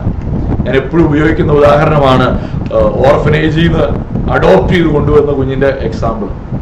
ഓർഫനേജിൽ നിന്ന് ഒരു കുഞ്ഞിനെ അഡോപ്റ്റ് ചെയ്തുകൊണ്ട് വീട്ടിൽ വന്നു കഴിഞ്ഞപ്പോ ഈ അമ്മ ചായ ഉണ്ടാക്കാൻ അടുക്കളയിലേക്ക് പോയി, കുഞ്ഞ് അമ്മയുടെ കൂടെ അടുക്കളയിലേക്ക് പോയി. ഈ അപ്പൻ ഫ്രണ്ടില് ഇരുന്ന് പത്രം വായിക്കുകയാണ്. അപ്പൊ ചായ ഇട്ട് കഴിഞ്ഞപ്പോ ഈ അമ്മ പറഞ്ഞു, മോനെ പോയി ഡാഡിയോട് പറ ചായ റെഡിയാണ്, ചായ കുടിക്കാൻ വരാൻ പറഞ്ഞു. അപ്പൊ ഈ മോൻ ചെന്നേച്ച് വാതിക്ക് നേച്ച് അഡോപ്റ്റ് ചെയ്തുകൊണ്ട് വന്ന കുഞ്ഞാണല്ലോ. അവൻ പുറത്തേക്ക് നോക്കി പറഞ്ഞു, സാറേ ചായ കുടിക്കാൻ വിളിക്കുന്നത്, സാറേ ചായ കുടിക്കാൻ വിളിക്കുന്നത്. ഇത് കേട്ടപ്പോ ഈ പുള്ളിക്ക് മനസ്സ് തകർന്നു. കാരണമല്ല, കുഞ്ഞില്ലാതിരുന്നിട്ട് ഒരു കുഞ്ഞിനെ അഡോപ്റ്റ് ചെയ്ത് കൊണ്ടുവന്നപ്പോ ആ കുഞ്ഞിപ്പോ വിളിക്കുകയാണ് സാറേ. പറഞ്ഞു, മോനെ ഇനി സാറേന്ന് വിളിക്കരുത്, ഇനി എന്നാന്ന് വിളിക്കണം? ഡാഡിന്ന് വിളിക്കണം. അപ്പൊ പറഞ്ഞു, ഇനി മുതൽ ഞാൻ ഡാഡിന്ന് വിളിക്കാം സാറേ. ഇവൻ ഒരിക്കലും ആത്മാർത്ഥമായിട്ട് എന്ത് ചെയ്യാൻ പറ്റുന്നില്ല. പക്ഷെ ഇത് പല പ്രാവശ്യം അവന്റെ ഉള്ളിൽ പറഞ്ഞു കൊടുത്ത് അവൻ പഠിക്കുക, അല്ലെ, എല്ലാം ചെയ്യുക. പക്ഷെ രക്ഷിക്കപ്പെടുമ്പോ അങ്ങനല്ല. ദൈവത്തിന്റെ പരിശുദ്ധാത്മാവ് നമ്മുടെ ഉള്ളത്തിൽ തരുന്ന ഉറപ്പാണ് ദൈവമക്കൾ. ആ സെക്കൻഡിൽ നമ്മൾ എന്ത് ചെയ്യും? ആ സെക്കൻഡിൽ നമുക്ക് ആ കൺവിക്ഷൻ കിട്ടും, ഞാൻ ദൈവ പൈതലാണ്. ആ കൺവിക്ഷനിൽ നിന്ന് മാത്രമേ നമുക്ക് ദൈവത്തെ അബ്ബാ പിതാവേ, അപ്പച്ച, സ്വർഗസ്ഥനായ ഞങ്ങളുടെ പിതാവേ എന്ന് ഹൃദയം കൊണ്ട് വിളിക്കാൻ പറ്റും. കാണാതെ വിളിച്ചു പറയാം, അല്ലെ? ആരുടെയും അങ്ങനെ വിളിക്കാം. നമ്മുടെ കൂടെ പഠിക്കുന്ന കൂട്ടുകാരുടെയൊക്കെ പേരൻസിനെ നമ്മൾ ഡാഡി എന്നൊക്കെ വിളിക്കും, അല്ലേ? ഡാഡി, അമ്മ എന്നൊക്കെ നമ്മൾ വിളിക്കും. പക്ഷെ ശരിക്കും ഉള്ളിൽ നിന്ന് വിളിക്കുന്ന പോലാണോ? അല്ല. അതൊക്കെ നമ്മളങ്ങനെ ഒരു സോഷ്യൽ സ്റ്റൈലായിട്ടൊക്കെ മാറ്റിയെന്നേ ഉള്ളൂ. അപ്പോ ഞാൻ പറഞ്ഞത്, ഈ വലിയവനായ ദൈവത്തെ അബ്ബാ പിതാവേ, അപ്പച്ച എന്ന് വിളിക്കാൻ നമുക്ക് കഴിയണമെങ്കിൽ ഈ പരിശുദ്ധാത്മാവ് നമ്മുടെ ഉള്ളത്തിൽ തരുന്ന ഒരു ഉറപ്പാണ്. സമയം മുന്നോട്ട് പോയി, വേഗത്തിൽ മുന്നോട്ട് പോകാം, അല്ലെ? ഇനി നമ്മൾ അപ്പോ പരിശുദ്ധാത്മാവിലൂടെ നമുക്ക് ലഭിച്ച ബ്ലെസ്സിങ്സ് ആണ് നമ്മൾ ചിന്തിക്കുന്നത്. ഇനി പരിശുദ്ധാത്മാവിന്റെ വരങ്ങളെ കുറിച്ചാണ്. വാസ്തവത്തിൽ ഈ വിഷയം പഠിക്കുക എന്ന് പറയുന്നത് കടല് പോലുള്ള ഒരു വിഷയമാണ്. അത് ആ കടലിനെ ഞാനൊരു കൈക്കുമ്പിളിൽ ഒതുക്കി എടുത്ത് നിങ്ങളുടെ മുമ്പിൽ പ്രസന്റ് ചെയ്യുകയാണ്. എന്താണ് കൃപാവരങ്ങൾ എന്ന് പറഞ്ഞാൽ, എഫേസ്യ ലേഖനം 4-ാം അധ്യായം 4 മുതൽ 7 വരെയുള്ള വാക്യങ്ങൾ. നിങ്ങളെ വിളിച്ചപ്പോൾ ഏക പ്രത്യാശയ്ക്കായി നിങ്ങളെ വിളിച്ചതുപോലെ ശരീരം ഒന്ന്. അത് വളരെ പ്രധാനപ്പെട്ട ഒരു വാക്കാണ്. സഭയെ ഒരു ശരീരത്തോട് ഉപമിച്ചിരിക്കുകയാണ്. ശരീരം ഒന്ന്, ആത്മാവ് ഒന്ന്, കർത്താവ് ഒരുവൻ, വിശ്വാസം ഒന്ന്, സ്നാനം ഒന്ന്, എല്ലാവർക്കും മീതെയുള്ളവനും എല്ലാവരിലും കൂടി വ്യാപരിക്കുന്നവനും എല്ലാവരിലും ഇരിക്കുന്നവനുമായി എല്ലാവർക്കും ദൈവവും പിതാവുമായവൻ ഒരുവൻ. എന്നിട്ട് പറയുന്ന വാക്കൊന്ന് ശ്രദ്ധിക്കണേ, 7ാമത്തെ വാക്യം. എന്നാൽ നമ്മിൽ ഒരുത്തന് ക്രിസ്തുവിന്റെ ദാനത്തിന്റെ അളവിനൊത്തവണ്ണം കൃപ ലഭിച്ചിരിക്കുന്നു. അവിടെ ഉപയോഗിച്ചിരിക്കുന്ന 2 വാക്കുകൾ നിങ്ങളുടെ ശ്രദ്ധയിലേക്ക് കൊണ്ടുവരണം. ഒന്ന് ശരീരം, ആത്മാവ്. 7ാം വാക്യത്തിൽ പറയുമ്പോൾ അവിടെ പറയണം ഓരോരുത്തന് ക്രിസ്തുവിന്റെ ദാനത്തിന്റെ, ദാനമാണ്, gift of the holy Spirit. നമ്മൾ നേടിയെടുക്കുന്നതല്ല, നമ്മുടെ വിശുദ്ധി കണ്ടിട്ട് ദൈവം തരുന്നതല്ല, പിന്നെന്താണ്? ഇറ്റ്സ് എ ഗിഫ്റ്റ്, ദാനമാണ്. അതെങ്ങനാ? ദാനത്തിന്റെ അളവിനൊത്തവണ്ണം കൃപ ലഭിച്ചിരിക്കുന്നു. It's A grace. ഗ്രേസ് എന്ന് പറഞ്ഞാൽ നമ്മുടെ യോഗ്യതയല്ല, ദൈവം നമുക്ക് തരുന്നതാണ്. അങ്ങനെയാണെങ്കിൽ എന്താണ് ഒരു കൃപാവരം? A spiritual gift is a super natural ability given by Christ through the Holy Spirit to the believer at the moment of salvation. നാം രക്ഷിക്കപ്പെടുമ്പോൾ അല്ലെങ്കിൽ രക്ഷിക്കപ്പെട്ടതിന് ശേഷം ദൈവത്തിന്റെ പരിശുദ്ധാത്മാവിനാൽ നമുക്ക് തരുന്ന അസാധാരണമായ ഒരു പ്രത്യേക കഴിവ്. ആ വാക്കുകൾ പ്രത്യേകം ശ്രദ്ധിക്കണം. ഇത് ജന്മനാ ഉള്ള ഒരു കാര്യമല്ല. ഇറ്റ്സ് നോട്ട് ജന്മനാ ഉള്ളതിനെ നമ്മൾ വിളിക്കുന്ന പേരാണ് ടാലന്റ്, അല്ലെ? പാട്ട് പാടാൻ ഒരു ടാലന്റ് ഉണ്ട്, പ്രസംഗിക്കാൻ ഒരു ടാലന്റ് ഉണ്ട് എന്നൊക്കെ നമ്മൾ പറയും, അല്ലേ? പക്ഷേ ഇത് ടാലന്റ് അല്ല, പിന്നെന്താണ്? It's given after our salvation. Talent നമുക്ക് ജന്മനാ ഉള്ളതാ, അല്ലേ? പുള്ളി ഭയങ്കര ടാലന്റഡ് ആന്ന് പറയും, അതിന്റെ അർത്ഥമല്ല. ജന്മനാ പുള്ളി അങ്ങനെ. ഇനി പഠിച്ചെടുത്തതാണെങ്കിൽ നമ്മൾ പറയും സ്കിൽഡ് ആണ്. അത് അയാൾക്ക് അങ്ങനെ ഒരു സ്കില്ലുണ്ട്, നമ്മൾ പഠിച്ചെടുത്തതിനെയാണ് സ്കിൽ എന്ന് വിളിക്കുന്നത്. പക്ഷെ ഇവിടെ പറയുന്നത് ടാലന്റ് അല്ല, സ്കില്ലല്ല, പിന്നെന്താണ്? Spiritual gift. ഒരു വ്യക്തിയിൽ പരിശുദ്ധാത്മാവ് കൊടുക്കുന്ന അസാധാരണമായ ഒരു കഴിവ്, അതാണ് gift of the holy Spirit. ഇനി ഈ ഗിഫ്റ്റ് ആർക്കൊക്കെ ഉണ്ട്? നിങ്ങളുടെ ശരീരത്തിലെ എല്ലാ അവയവങ്ങൾക്കും എന്തെങ്കിലും കഴിവുണ്ടോ? അതോ ഒരു കഴിവില്ലാത്ത എന്തെങ്കിലും അവയവമുണ്ടോ? നമ്മുടെ ശരീരത്തിലുള്ള എല്ലാ അവയവങ്ങൾക്കും എന്തെങ്കിലും ഒരു കഴിവുണ്ട്. കൺപോളയ്ക്കൊരു കഴിവുണ്ട്, ചെവി. ഇതെന്തിനാ? ഇത് പുറത്തില്ലെങ്കിലും കേൾക്കാൻ പറ്റുമോ? കേൾക്കാൻ പറ്റുമായിരിക്കും, പക്ഷെ ഇതിനും ഒരു കാര്യമുണ്ട്, ഇല്ലേ? നമ്മുടെ മൂക്കിനകത്തെ രോമത്തിന് പോലും ഉണ്ട്, ചെറുതല്ലേ? നമ്മള് ചിലപ്പോ എനിക്ക് ഇത്ര ഉള്ളതെന്നൊക്കെ തുച്ഛീകരിച്ച് ചില ആൾക്കാർ പറയുന്നത് കേൾക്കാം, എനിക്ക് നീ ഇത്ര ഉള്ളത്. പക്ഷെ അതിന് വരെ പർപ്പസ് ഉള്ള ഒരു ജീവിതമാണ് നമ്മുടെ, അല്ലേ? ദൈവം നമ്മെ ദൈവത്തിന്റെ അമ്മയുടെ ഉദരത്തിൽ ഭയങ്കരവും അതിശയവുമായി സൃഷ്ടിച്ചിരിക്കുന്നു. Fearfully and wonderfully made. ആ ശരീരത്തിലെ ഒരു രോമത്തിന് വരെ ഒരു ഫങ്ഷൻ ഉണ്ട്. അങ്ങനെയാണെങ്കിൽ കർത്താവിന്റെ സഭ ഒരു ശരീരമാണെങ്കിൽ ആ ശരീരത്തിലെ ഓരോരോ അവയവങ്ങൾക്കും, നമ്മൾ ഓരോരുത്തരും ആ ശരീരത്തിലെ ഓരോരോ അവയവങ്ങളാണ്, ആ ഓരോരോ അവയവങ്ങൾക്കും എന്തുണ്ടെന്ന് അറിയാമോ? ഒരു ഗിഫ്റ്റ് ദൈവം തന്നിട്ടുണ്ട്.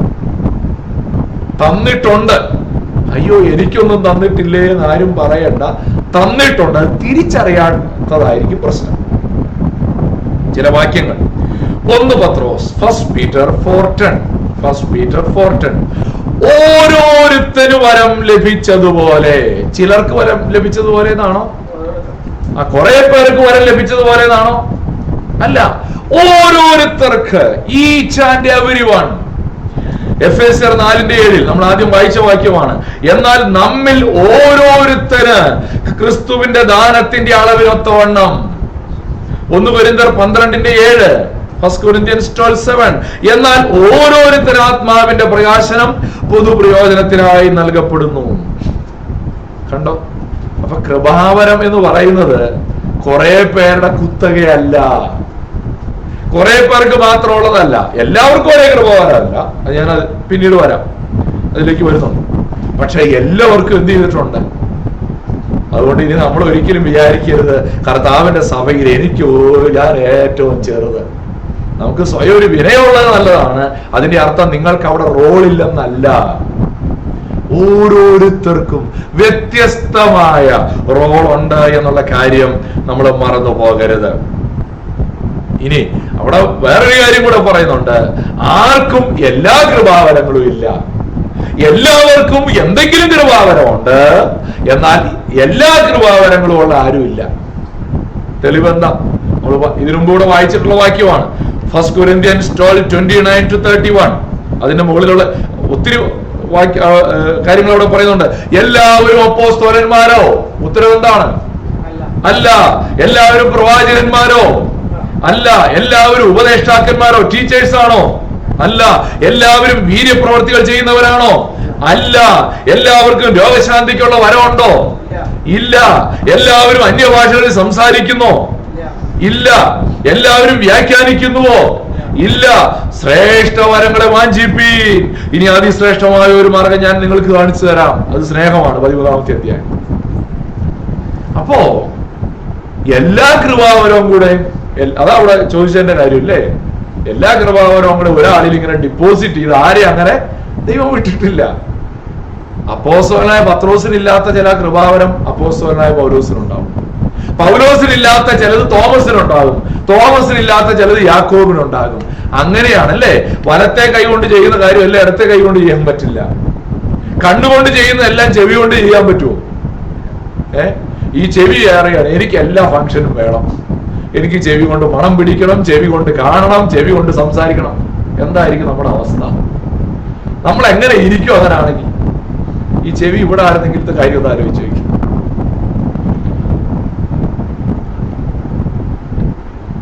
ഞാൻ പറഞ്ഞതിന്റെ ചുരുക്കം അങ്ങനല്ല. കർത്താവിന്റെ സഭ എന്ന് പറയുന്നത് ഒരു ശരീരമാണ്. ആ ശരീരത്തിൽ ഓരോ അവയവങ്ങൾക്കും വ്യത്യസ്തമായ ഫംഗ്ഷൻ ആണ് ഉള്ളത് എന്നുള്ള കാര്യം നമ്മൾ മറന്നു പോകരുത്. ഇനി ഒരു ചോദ്യം കൂടെ, എന്തിനായി കൃപാവരത്തെ തന്നത്? ഷോ കാണിക്കാനാണ്. ഞാൻ വലിയ പുള്ളിയാണ്, എനിക്ക് ഇത്രയും കൃപാവരമൊക്കെ ഉണ്ടെന്ന് കാണിക്കാനാണോ? സുവിശേഷീകരണത്തിന് മാത്രമല്ല. നമ്മൾ ആദ്യം ഒരു വാക്യം വായിച്ചു, പൊതുപ്രയോജനത്തിന്. 1 Corinthians 12:7. എന്നാൽ ഓരോരുത്തരും ആത്മാവിന്റെ പ്രകാശനം സഭയുടെ പൊതുപ്രയോജനത്തിനായി നൽകപ്പെടുന്നു. സഭയുടെ ആത്മീക വളർച്ചയ്ക്ക് വേണ്ടിയാണ്. നോക്കിയാട്ടെ, എഫേസ്യ ലേഖനം 4-ാം അധ്യായം 11 മുതൽ 13 വരെയുള്ള വാക്യങ്ങളാണ്. അവൻ ചിലരെ അപ്പോസ്തലന്മാരായും ചിലരെ പ്രവാചകന്മാരായും ചിലരെ സുവിശേഷകന്മാരായും ചിലരെ ഇടയന്മാരായും ഉപദേഷ്ടാക്കന്മാരായും നിയമിച്ചിരിക്കുന്നു. എന്തിനു വേണ്ടി? 11 മുതലുള്ള വാക്യം. അത് നാം എല്ലാവരും വിശ്വാസത്തിലും ദൈവപുത്രനെ കുറിച്ചുള്ള പരിജ്ഞാനത്തിലുമുള്ള ഐക്യതയും തികഞ്ഞ പുരുഷത്വവും, പക്വതയാണ് കാണിക്കുന്നത്. ക്രിസ്തുവിന്റെ സമ്പൂർണതയായ പ്രായത്തിന്റെ അളവും പ്രാപിക്കുവോളം വിശുദ്ധന്മാരുടെ യഥാസ്ഥാനത്വത്തിനായുള്ള ശുശ്രൂഷയുടെ വേലയ്ക്കും ക്രിസ്തുവിന്റെ ശരീരത്തിന്റെ ആത്മീക വർധനവയ്ക്കും. എന്തൊക്കെ കാര്യങ്ങൾ അവിടെ പറഞ്ഞു അല്ലേ? ഇതിനെ ചുരുക്കിയാണ് ആദ്യം പറഞ്ഞ പൊതുപ്രയോജനത്തിന്. സഭയുടെ വളർച്ചയ്ക്ക് വേണ്ടിയാണ് ഈ കൃപാവരങ്ങളെ തന്നത്, കാശുണ്ടാക്കാനല്ല, അല്ലെങ്കിൽ എന്റെ നേട്ടത്തിന് വേണ്ടിയല്ല, ഞാൻ മിടുക്കനാന്ന് കാണിക്കാനല്ല. സഭ വളരണം. സഭ വളരാൻ വേണ്ടിയാണ് ഓരോരുത്തർക്കും ഓരോ കൃപാവരം തന്നത്. അങ്ങനെയാണെങ്കിൽ നമ്മുടെ കൃപാവരങ്ങൾ, നമുക്ക് കൃപാവരങ്ങൾ ഉണ്ട് എന്നുള്ളത് ആദ്യം തിരിച്ചറിയണം. ആ കൃപാവരങ്ങൾ എന്തിനു വേണ്ടിയാ തന്നത്? സഭയുടെ വളർച്ചയ്ക്ക് വേണ്ടി, സഭയിലെ ഓരോ വ്യക്തിയുടെയും വളർച്ചയ്ക്ക് വേണ്ടിയാണ്. ഇല്ലേ? നമ്മുടെ ഓരോ അവയവങ്ങളുടെ ഓരോ ഫംഗ്ഷൻ നമ്മുടെ ശരീരത്തിന്റെ വളർച്ചയ്ക്ക് വേണ്ടിയാണ്, അല്ലെങ്കിൽ ശരീരത്തിന്റെ സംരക്ഷണത്തിന് വേണ്ടിയാണ്. ഇനി ഇവിടെ ഒരു പ്രധാനപ്പെട്ട ഒരു ചിന്ത ഈ കൃപാവരങ്ങളുടെ ദുരുപയോഗമാണ്. ഇത് സങ്കടകരമായ ഒരു കാര്യമാണെന്ന് പറയാതിരിക്കാൻ പറ്റത്തില്ല. എന്തിനു വേണ്ടിയാ തന്നെ? സഭയുടെ വളർച്ച. പക്ഷെ ഇതിനെ എന്ത് ചെയ്യാൻ പറ്റും? ദുരുപയോഗം ചെയ്യാനായിട്ട് പറ്റും. എങ്ങനെയൊക്കെ ദുരുപയോഗം ചെയ്യും? ഒന്ന്, നമുക്ക് തന്ന കൃപാവരങ്ങൾ ഉപയോഗിക്കാതിരിക്കുന്നതിലൂടെ നമ്മൾ എന്ത് ചെയ്യും?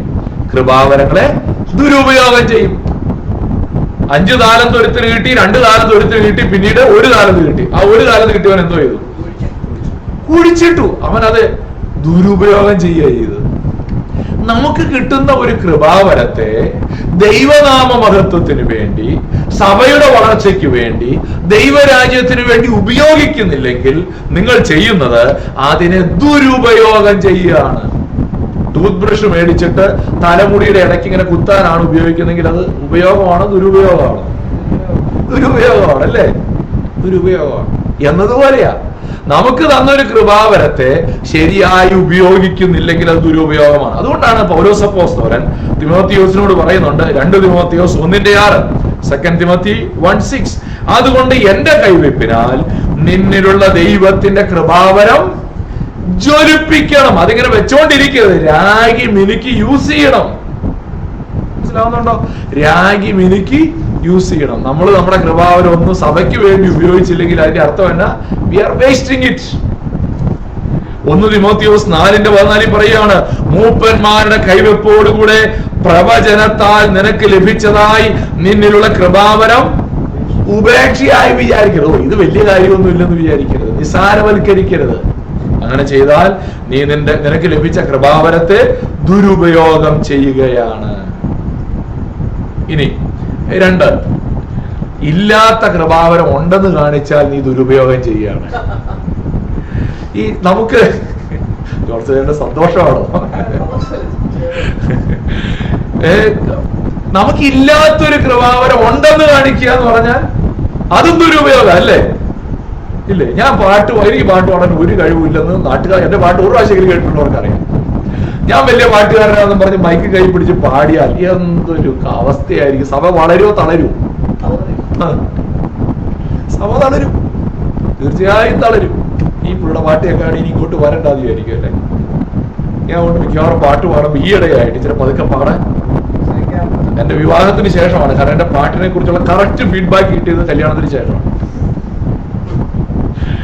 ഞാൻ എത്ര നല്ല പാട്ടുകാരനാണെന്നുള്ളത് എന്റെ മുഖത്ത് നോക്കി പറഞ്ഞത് അല്ലേ? എന്റെ അനിയനൊക്കെ എന്നോട് പറഞ്ഞിട്ടുണ്ടെങ്കിൽ ഞാൻ വിചാരിച്ച അസൂയ കൊണ്ട് സമ്മതിക്കാൻ കാരണമാണ്. എനിക്ക് ഇല്ലാത്തൊരു കൃപാവരം ഉണ്ടെന്ന് ഞാൻ ഭാവിച്ചാൽ അതെന്ത് ചെയ്യും? അതൊരു അബ്യൂസാണ്, ദുരുപയോഗമാണ്, അബ്യൂസാണ്. ഇല്ലേ? അബ്യൂസിന് വേറൊരു നല്ല മലയാളം വാക്ക് എന്താ? ഈ അബ്യൂസ് എന്ന് പറഞ്ഞപ്പോ അതിന് കറക്റ്റ് മലയാളം അറിയാമില്ല. ഞാൻ ദുരുപയോഗം അങ്ങ് പറയുക കേട്ടോ. ദുരുപയോഗം. ഇല്ലാത്തൊരു കൃപാവരം ഉണ്ടെന്ന് ഭാവിച്ചാൽ, എന്നോട് സത്യസന്ധമായി ചില ആൾക്കാർ തുറന്നു പറഞ്ഞിട്ടുണ്ട്, ഞാൻ ഇങ്ങനെ ചെയ്യാറുണ്ട്. കാരണം ഇത് ഞാൻ ചെയ്തില്ലെങ്കിൽ എനിക്ക് പരിശുദ്ധാത്മാവില്ലെന്ന് ചിലർ തെറ്റിദ്ധരിക്കുന്നത് കൊണ്ട് ഞാൻ ഇങ്ങനെ ഭാവിക്കാറുണ്ട് എന്നോട് ഏറ്റുപറഞ്ഞ ആൾക്കാരൊക്കെ ഉണ്ട്. അത് കൃപാവരങ്ങളുടെ ദുരുപയോഗമാണ്. 3, ഈ കൃപാവരങ്ങൾ സ്നേഹത്തിൽ ഉപയോഗിച്ചില്ലെങ്കിൽ. ഒരു ഉദാഹരണം, ഞാനിപ്പോ ദൈവവചനം പഠിപ്പിക്കുന്ന ഒരു കൃപാവരം എനിക്ക് ദൈവം തന്നിട്ടുണ്ട്. എന്റെ ഉപദേഷ്ടാവായിട്ടാണ് കർത്താവ് വിളിച്ചത്, ടീച്ചറായിട്ടാണ് കർത്താവ് വിളിച്ചത്. 10-12 കൊല്ലമായിട്ട് ഇവിടെ ഞാൻ ഈ ബൈബിൾ ക്ലാസ് എടുക്കുന്നതിന്റെ ഒരു കാര്യം അതാ. കർത്താവ് എനിക്ക് ആ ഗിഫ്റ്റ് തന്നു. ഇത് മടുത്തു പോയില്ല. 1000 പേര് വന്നിട്ടൊന്നും അല്ലല്ലോ നമ്മൾ ബൈബിൾ ക്ലാസ് എടുക്കുന്നത്. 5 പേരുള്ളപ്പോഴും 2 പേരുള്ളപ്പോഴും മടുത്തു പോയില്ല. കാരണം കർത്താവ് എനിക്ക് അങ്ങനെ ഗിഫ്റ്റ് തന്നുകൊണ്ടാണ്. ആ 2 പേരെ പഠിപ്പിക്കുമ്പോഴും ഞാൻ സന്തോഷവാനാകുന്ന കർത്താവ് എനിക്ക് ആ ഗിഫ്റ്റ് തന്നുകൊണ്ടാണ്. അപ്പൊ ഈ കൃപാവരം ഞാൻ ഉപയോഗിക്കുമ്പോൾ എനിക്ക് സ്നേഹമില്ലാതെയും പഠിപ്പിക്കാം, സ്നേഹത്തിൽ നിന്നും പഠിപ്പിക്കാം. അതുകൊണ്ടാണ് 1 കൊരിന്ത്യൻസ് 13 അപ്പോസ്തലനായ പൗലോസ് പറയുകയാണ്, ഞാൻ മനുഷ്യന്മാരുടെയും ദൂതന്മാരുടെയും ഭാഷകളിൽ സംസാരിച്ചാലും എനിക്ക് സ്നേഹമില്ല എങ്കിൽ ഞാൻ മുഴങ്ങുന്ന ചെമ്പോ ചിലമ്പുന്ന കൈത്താളം മാത്രമേ. സ്നേഹമില്ലാത്തതുകൊണ്ട് എനിക്ക് എന്ത് ചെയ്യാം? അന്യഭാഷയിൽ സംസാരിക്കാം, കാര്യമില്ല. 2-ാം വാക്യത്തിൽ പറയാണ്, എനിക്ക് പ്രവചനപരം ഉണ്ടായിട്ട്. പ്രവചനപരം എന്ന് പറഞ്ഞാൽ ഭയങ്കര ഗിഫ്റ്റാ അല്ലേ? ഒരാൾ മുമ്പിലേക്ക് വരുമ്പോഴേ പറയും. പൗലോസിന്റെ അരക്കച്ച എടുത്തേച്ച് കൈ കൂട്ടി കെട്ടിവെച്ച് അഗമോസ് പ്രവചിക്കുകയാണ്, ഈ അരക്കച്ചയുടെ ഉടമസ്ഥനെ യെരുശലേമിൽ ചെല്ലുമ്പോൾ കെട്ടി ജാതികളുടെ കയ്യിൽ ഏൽപ്പിക്കും. അത് പക്ഷെ സ്നേഹത്തിൽ നിന്ന് വേണം പ്രവചിക്കാൻ. മനസ്സിലായോ? ഇത് വരുന്നുണ്ടോ എന്ന് പറഞ്ഞ് ആ ഒരു മനോഭാവത്തിലല്ല എന്ത് ചെയ്യേണ്ടത്, പ്രവചിക്കേണ്ടത്. താഴേക്ക് വരുമ്പോ പറയുകയാണ്, മലകളെ നീക്കുവാൻ തക്ക വിശ്വാസമുണ്ടായാലും സ്നേഹമില്ല എങ്കിൽ ഞാൻ ഏതുമില്ല. എനിക്കുള്ളതെല്ലാം അന്നദാനം ചെയ്തു. അയ്യോ, എനിക്കുള്ളതെല്ലാം എന്ത് ചെയ്തു? ദാനം കൊടുത്തു. എന്റെ ശരീരം ചൂടാനേൽപ്പിച്ചാലും സ്നേഹമില്ല എങ്കിൽ എനിക്ക് ഒരു പ്രയോജനമില്ല. നമ്മുടെ ദൈവം നമുക്ക് തന്ന കൃപാവരങ്ങൾ ഉപയോഗിക്കുമ്പോൾ അത് സ്നേഹത്തിൽ നിന്ന് വേണം ഉപയോഗിക്കാൻ. ഞാൻ പഠിപ്പിക്കുന്ന വ്യക്തിയായിരിക്കാം, പ്രവചിക്കുന്ന വ്യക്തിയായിരിക്കാം, അന്യഭാഷയിൽ സംസാരിക്കുന്ന വ്യക്തിയായിരിക്കാം, അല്ലെങ്കിൽ വ്യാഖ്യാനിക്കാൻ കഴിവുള്ള വ്യക്തിയായിരിക്കാം, വിവേചിക്കാൻ കഴിവുള്ള വ്യക്തിയായിരിക്കാം. നമ്മുടെ മുമ്പിൽ വരുന്ന ഒരുത്തൻ കള്ളപ്രവാചകനാണോ അല്ലയോ എന്ന് വിവേചിക്കാൻ കഴിവുണ്ട്. പക്ഷെ അത് സ്നേഹത്തിൽ നിന്നല്ല ചെയ്യുന്നെങ്കിലും ഗൗരവതരമായ പ്രശ്നമാണ്. മറ്റൊരു ദുരുപയോഗമാണ് using gifts for personal gain. സ്വാർത്ഥ ലാഭത്തിന് വേണ്ടി കൃപാവരങ്ങൾ ഉപയോഗിക്കുന്ന ആൾക്കാരുണ്ട്. സ്വാർത്ഥ ലാഭത്തിന് വേണ്ടി. ബൈബിളിൽ ഒരു ഉദാഹരണമാണ് അപ്പോസ്തല പ്രവർത്തികൾ 8-ാമത്തെ അധ്യായം. ശമര്യയിൽ ശിമോൻ എന്നു പേരുള്ള ഒരു പുരുഷൻ ആ പട്ടണത്തിൽ ആഭിചാരം ചെയ്ത് താൻ മഹാൻ എന്ന് പറഞ്ഞ് ശമര്യ ജാതിയെ ഭ്രമിച്ചു പോകുന്നയാള്, ഭ്രമിപ്പിക്കുകയാണ്. താൻ വലിയ പുള്ളിയാണെന്ന് ഭാവിച്ചുകൊണ്ടിരിക്കുക. പക്ഷെ അവനും സുവിശേഷം കേട്ടു, അവൻ അത് വിശ്വസിച്ചു എന്ന് അവിടെ എഴുതിയിരിക്കുന്നു. പക്ഷേ ഈ പത്രോസ് വന്ന് ആളുകളുടെ തലയെ കൈവച്ച് കഴിഞ്ഞപ്പോ അവർക്കൊക്കെ പരിശുദ്ധാത്മ നിറവ് ഉണ്ടായി. അത് നമ്മൾ നേരത്തെ വ്യാഖ്യാനിച്ചത്, അത് എന്തുകൊണ്ടാണ് അങ്ങനെ പ്രത്യേകമായിട്ട് സംഭവിച്ചത്. ഇത് സംഭവിച്ചു കഴിഞ്ഞപ്പോ ഇവൻ വന്ന് പറയുകയാണ്. അതെ, എന്താ പറഞ്ഞേ? 19-ാമത്തെ വാക്യത്തിൽ പറയുകയാണ്, 18-19. അപ്പോസ്തലന്മാർ കൈവച്ചതിനാൽ പരിശുദ്ധാത്മാവ് ലഭിച്ചത് ശിമോൻ കണ്ടാറെ അവർക്ക് ദ്രവ്യം കൊണ്ടുവന്നു. ഞാൻ ഒരുത്തന്റെ മേൽ കൈവച്ചാൽ അവന് പരിശുദ്ധാത്മാവ് ലഭിപ്പാൻ തക്കവണ്ണം ഈ അധികാരം എനിക്കും തരണം. പുള്ളി ഇത്രയും നാള് ചെയ്തത് ഇത് തന്നെയാണ്. താൻ മഹാൻ എന്ന് പറഞ്ഞ് എല്ലാവരെയും ഭ്രമിപ്പിച്ചു പോന്നയാള് വിശ്വസിച്ചതിന് ശേഷം പുള്ളി ആഗ്രഹിച്ചു, എനിക്ക് ഈ പരിപാടി ഇനിയും തുടരണം. കാരണം എന്താ? ഇനിയും ഞാൻ വലിയ പുള്ളി ആകണം. താൻ മഹാൻ, അതിനു വേണ്ടിയാണ് ഞാൻ ആരുടെങ്കിലും തലയെ കൈവച്ചാൽ അവർക്ക് എന്ത് ചെയ്യണം? അവനോട് പരിശുദ്ധാത്മാവ് ഇടപെട്ടത് നമ്മളവിടെ വായിക്കുന്നുണ്ടല്ലേ. 20-ാമത്തെ വാക്യത്തിൽ പത്രോസ് അവരോട് സംസാരിക്കുന്നത്, ദൈവത്തിന്റെ ദാനം പണം കൊണ്ട് വാങ്ങിക്കൊള്ളാമെന്ന് നിരൂപിക്കൊണ്ട് നിന്റെ പണം നിന്നോടുകൂടെ നശിച്ചു പോകട്ടെ. ഭയങ്കര, എനിക്ക് ആ വാക്കുകൾ വായിക്കുമ്പോൾ ഭയം തോന്നുന്ന വാക്യങ്ങളാണ്. ഇന്ന് അനേകരും ഇതുപോലെയാണ്. പലതും പണം കൊണ്ട്. കുറച്ച് നാളുകൾക്ക് മുമ്പ് നമ്മുടെ കേരളത്തിൽ ശുശ്രൂഷിക്കുന്ന ഒരു ആള് ആഫ്രിക്കയിൽ, അദ്ദേഹത്തിന്റെ ശുശ്രൂഷയിൽ ആഫ്രിക്കയിൽ നിന്ന് ഒരാളെ കൊണ്ടുവന്നു. എന്നിട്ട് പറയുകയാണ്, ഇയാള് ഭയങ്കര കൃപാവരങ്ങളുള്ള ആളാണ്, നിങ്ങളുടെ പോക്കറ്റിലുള്ളതിൽ ഏറ്റവും വലുത് കൊടുത്ത് അയാളുടെ മുമ്പിലേക്ക് വെച്ചാൽ അയാളിലുള്ള അഭിഷേകം ഇപ്പൊ നിങ്ങളിലേക്ക് പകരുമെന്നും പറഞ്ഞുകൊണ്ട് എന്റെ ചങ്ക് പൊട്ടിയ ഒരു രംഗമായിരുന്നു. ഇത് കേട്ടവാതി കേൾക്കാത്തവാതി കുറെ എണ്ണങ്ങള് പോക്കറ്റിലും കഴുത്തിലും കാതേന്നും ഒക്കെ പറിച്ചുകൊണ്ട് ഇങ്ങനെ കാഴ്ച. ദൈവത്തിന്റെ ദാനം പണം കൊണ്ട് വാങ്ങിക്കൊള്ളാമെന്ന് നിരൂപിക്കൊണ്ട് നിന്റെ പണം നിന്നോടുകൂടെ. അത് സ്നേഹത്തിൽ പറയണം കേട്ടോ. നമ്മളിപ്പോ അത് കണ്ടേ ഉള്ളൂ. നമ്മൾ ശാപമായിട്ടല്ല അത് പറയണ്ടേ, സ്നേഹത്തിൽ. അതിന്റെ തുടർച്ചയായിട്ട് അത് വിശദമായിട്ട് പൗലോസോടെ പറയുന്നുണ്ട്. ദൈവത്തിന്റെ കൃപാവരങ്ങൾ നേടിയെടുക്കാൻ കഴിയുന്നതല്ല. അത് നമ്മുടെ നേട്ടമായി നമ്മൾ തെറ്റിദ്ധരിക്കരുത്, മണ്ടത്തരം വിചാരിക്കരുത്. കൃപാവരങ്ങളെ നാം ദുരുപയോഗം ചെയ്യരുത്. ഓക്കെ, ഞാൻ ഇനി കൃപാവരങ്ങളെ കുറിച്ച് അവിടെ നിർത്തുക. ഓക്കെ, ഞാൻ പറഞ്ഞല്ലോ, കടലിനെ ഞാൻ കൈക്കുമ്പിളിൽ ഒന്ന് പരിചയപ്പെടുത്തുന്നു മാത്രമേ ഉള്ളൂ. അവസാനം പരിശുദ്ധാത്മാവിന്റെ ഫലങ്ങൾ, ഫ്രൂട്ട് ഓഫ് ദ സ്പിരിറ്റ്. പരിശുദ്ധാത്മാവിന്റെ ഫലം. ഈ എന്തിനാണ് ഈ ഫലം നമുക്ക് തരുന്നത്? നാം അല്ലെങ്കിൽ പരിശുദ്ധാത്മാവിനെ തന്നെ നമുക്ക് തന്നത് എന്തിനു വേണ്ടിയാണ്? ആത്യന്തികമായി ചിന്തിച്ചാൽ ക്രിസ്തുവിനോട് അനുരൂപരായി. നമ്മളത് നേരത്തെ ചിന്തിച്ചതാണ്, അതുകൊണ്ട് ഞാനത് വിശദീകരിക്കുന്നില്ല. റോമാലേഖനം 6-ാം അധ്യായം 22-ാം വാക്യം, റോമാലേഖനം 7-ന്റെ 4. റോമർ 7:4 പറയുകയാണ്, അതുകൊണ്ട് സഹോദരന്മാരെ നാം ദൈവത്തിന് ഫലം കായ്ക്കുമാറ്. നമ്മൾ എന്ത് ചെയ്യണം? ദൈവത്തിന് ഫലമുള്ളവരായി തീരണം. ഫലം കായ്ക്കുമാറ്, ആ വാക്കാണ് അവിടെ സ്ട്രെസ് ചെയ്തത്. ഞാനത് വിശദീകരിക്കുന്നില്ല, സമയം അല്പം മുന്നോട്ട് പോയത് കൊണ്ട്. അപ്പോ ഈ പരിശുദ്ധാത്മാവിന്റെ ഫലം എന്ന് പറഞ്ഞാൽ നാം ദൈവത്തിന് ഫലം കായ്ക്കുന്നവരാവുക എന്നുള്ളതാണ്. നാം ആർക്കു വേണ്ടിയാ ഫലം കായ്ക്കുന്നത്? ദൈവത്തിന് ഫലം കായ്ക്കുന്നവരായി തീരുക എന്നുള്ളതാണ്.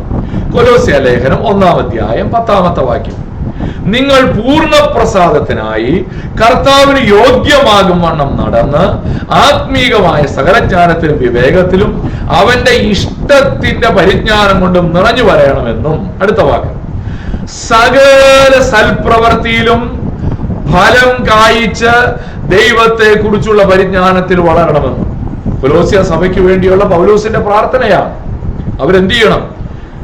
സകല സൽപ്രവൃത്തിയിലും ഫലം കായ്ക്കുന്നവരായി തീരണം. ഇവിടെ പ്രധാനപ്പെട്ട ഒരു കാര്യം, ഫലം എന്ന വാക്ക് സിംഗുലർ ആയിട്ടാണ് ഉപയോഗിച്ചിരിക്കുന്നത്, ഏകവചനമായിട്ടാണ് ഉപയോഗിച്ചിരിക്കുന്നത്. ആത്മാവിന്റെ ഫലങ്ങൾ എന്നല്ല ബൈബിൾ നമ്മളെ പഠിപ്പിക്കുന്നത്, ആണോ? ഗലാത്യ ലേഖനം 5-ാം അധ്യായം 22-ാമത്തെ വാക്യത്തിൽ ആത്മാവിന്റെ ഫലങ്ങളോ എന്നാണോ? അല്ല, ആത്മാവിന്റെ ഫലമോ.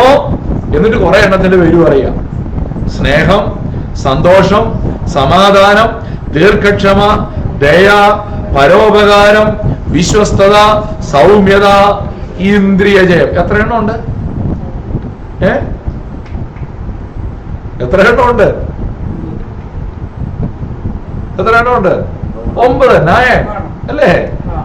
9 ഫലങ്ങളല്ല, പിന്നെയോ ഒരു ഫലം. ആ ഒരു ഫലത്തിന്റെ 9 അല്ലികളാണ് ഇവിടെ പറഞ്ഞത്.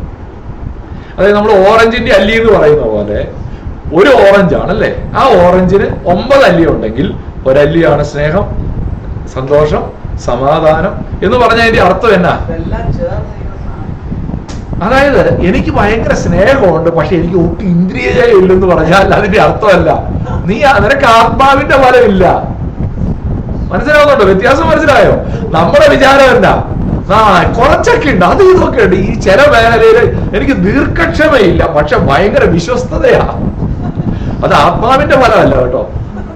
ആത്മാവിന്റെ ഫലം ഇങ്ങനെ അല്ലേ? ഓറഞ്ചില് ഒരല്ലിയാണോ ഉള്ളൂ? അല്ല. എന്നതുപോലെ ആത്മാവിന്റെ ഫലം എന്ന് പറയുമ്പോൾ ഇതെല്ലാം കൂടെ ചേർന്ന് വരുന്നതാണ്. ഇനി we are just bearing the fruit, we are not producing the fruit. നമ്മളിങ്ങനെ ഞെക്കി സ്നേഹം ഉണ്ടാക്കുകയല്ല, ഇല്ലേ? ഇന്നു മുതൽ ഞാൻ സ്നേഹിക്കാൻ തീരുമാനിക്കുന്നു, അതല്ല ആത്മാവിന്റെ ഫലം. നാം എന്ത് ചെയ്യുന്നില്ല? ആ ഫലം പുറപ്പെടുവിക്കുന്നില്ല. We are just bearing the fruit. നാം എന്ത് ചെയ്യുന്നേ ഉള്ളൂ?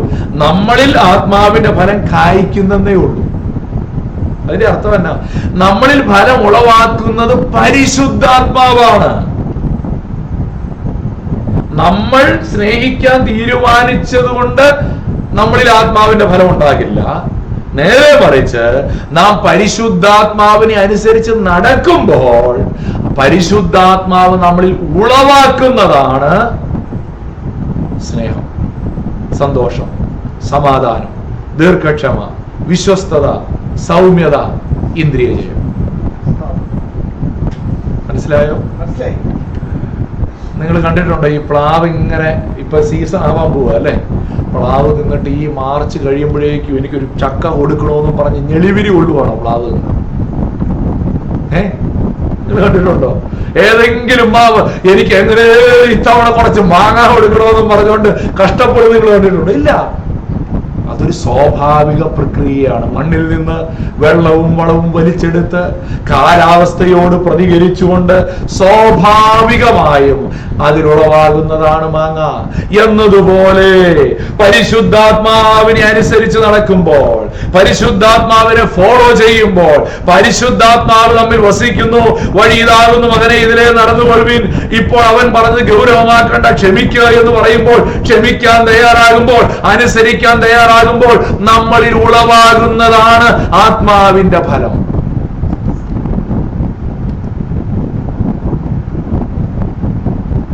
അങ്ങനെ വരുമ്പോൾ നാം ക്രിസ്തുവിനോട് അനുരൂപരായി തീരും. ഒരു വേദഭാഗം വായിച്ച് നമുക്ക് അവസാനിപ്പിക്കാം. ഗലാത്യ ലേഖനം 5-ാമത്തെ അധ്യായം.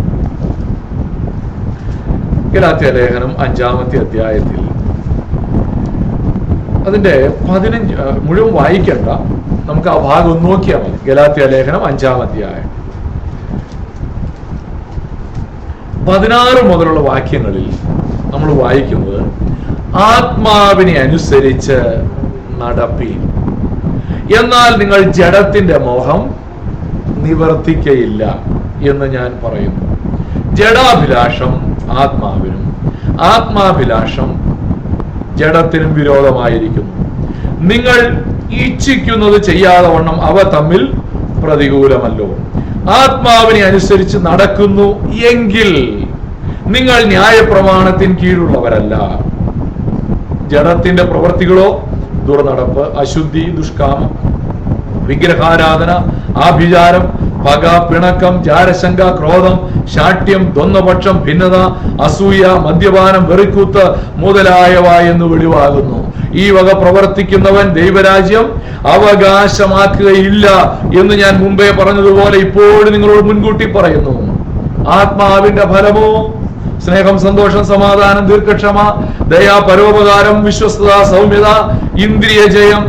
ഈ വകയ്ക്ക് വിരോധമായ ഒരു ന്യായ പ്രമാണവുമില്ല. ഇനിയുള്ള വാക്യങ്ങൾ, ക്രിസ്തുവിനേശുള്ളവർ ജഡത്തി അതിന്റെ രാഗമോഹങ്ങളോടുകൂടെ ദൂഷിച്ചിരിക്കുന്നു. എന്നിട്ട് അടുത്ത വാക്ക്, ആത്മാവിനാൽ നാം ജീവിക്കുന്നുവെങ്കിൽ ആത്മാവിനെ അനുസരിച്ച് നടക്കുകയും ചെയ്യുക. നാം അന്യോന്യം പോരിന് വിളിച്ചും അന്യോന്യം അസൂയപ്പെട്ടും കൊണ്ട് വൃഥാഭിമാനികളാകരുത്. എന്താണ് ഈ വേദഭാഗത്തിന്റെ കീ ഫ്രേസ്? ആത്മാവിനെ അനുസരിച്ച് നടക്കുക. Obey the Holy Spirit. ഫലം ഉണ്ടാകണമെന്ന് ഭയങ്കര ആഗ്രഹമുണ്ട്, പക്ഷെ ആത്മാവിനനുസരിച്ച് നടക്കണം. ഒരാളോട് ഹൃദയത്തിൽ പക തോന്നുമ്പോ പരിശുദ്ധാത്മാവ് എന്താ പറയുന്നേ? അത് സൂക്ഷിക്കാനാണോ? ക്ഷമിക്കാനാ പറയുന്നത്. അപ്പൊ നമുക്ക് വേണമെങ്കിൽ അവിടെ ക്ഷമിക്കുന്നതിന് പകരം പക സൂക്ഷിക്കാം. അപ്പൊ അവിടെ എന്ത് പറ്റും? ജഡത്തിന്റെ പ്രവർത്തികളൊക്കെ വരും, പക, ജാരശങ്ക, ഇതൊക്കെ വരും. എന്നാൽ ആത്മാവിനെ അനുസരിക്കുമ്പോൾ, ക്ഷമിക്കുമ്പോൾ ആ വ്യക്തിയെ സ്നേഹിക്കാൻ കഴിയും. ആ വ്യക്തിയിൽ സന്തോഷം കണ്ടെത്താൻ കഴിയും. ആ വ്യക്തിയോട് സമാധാന ബന്ധത്തിൽ കഴിയാൻ കഴിയും. ആ വ്യക്തിയോട് ദീർഘക്ഷമ കാണിക്കാൻ കഴിയും. ആ വ്യക്തിയോട് ദയ കാണിക്കാൻ കഴിയും. ആ വ്യക്തിയോട് ഉപകാരം ചെയ്യാൻ കഴിയും. ആ വ്യക്തിയോട് വിശ്വസ്തനായി നിൽക്കാൻ കഴിയും. ആ വ്യക്തിയോട് സൗമ്യതയോടെ ഇടപെടാൻ കഴിയും. ആ വ്യക്തിയോട് സെൽഫ് കൺട്രോൾഡ് ആയിട്ട് ഇടപെടാൻ കഴിയും.